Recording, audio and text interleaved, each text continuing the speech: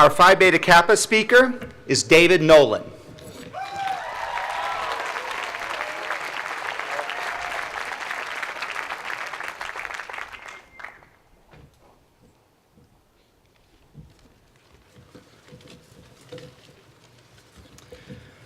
You would think that in a speech about the value of conversation, I wouldn't talk too much without letting others respond. While you'll have to forgive me today because that's exactly what I'm about to do, my fault isn't so great as there are many people out there in the world and here on campus who are paid to do just that. A few weeks ago, after my last class here, my English professor invited a group of us to snack bar to continue chatting. Many of the class went by choice.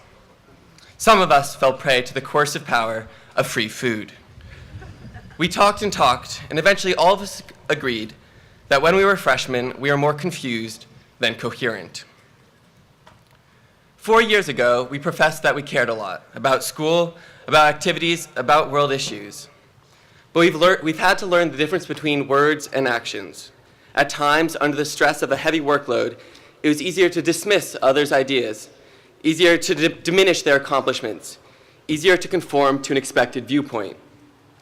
We were tempted to believe that we would be most successful if we avoided disagreement.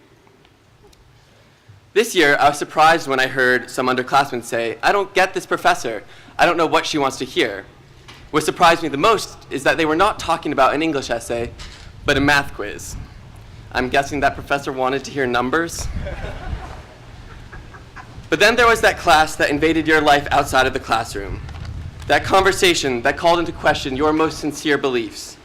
Those performances that highlighted a classmate's skill beyond the scope of your imagination. Those were the moments when we realized the shallowness of apathy and even the inevitability of a murderous envy.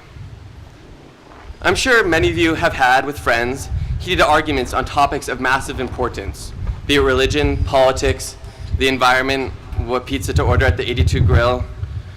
These arguments have demanded of us the self-control to voice disagreement without ending the conversation.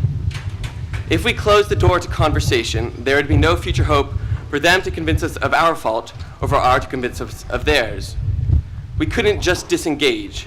We learned to care enough to disagree and to be humble enough to reconsider. This is the disposition that for 4 years we have worked to foster in ourselves and in those around us. With the support of a caring Williams community, success in this venture was possible but not assured. Everyone here will be part of different conversations, in the boardroom or the courtroom, in the hospital or the newsroom. And in each case, we will have to maintain the loving engagement that we have learned and practiced here.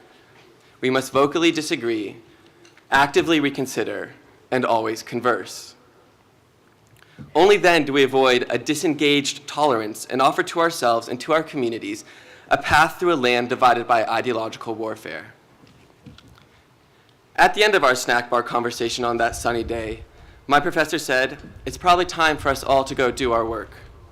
Today, I want to congratulate you all, class of 2013, for having already begun the most important work of your lives. Thank you.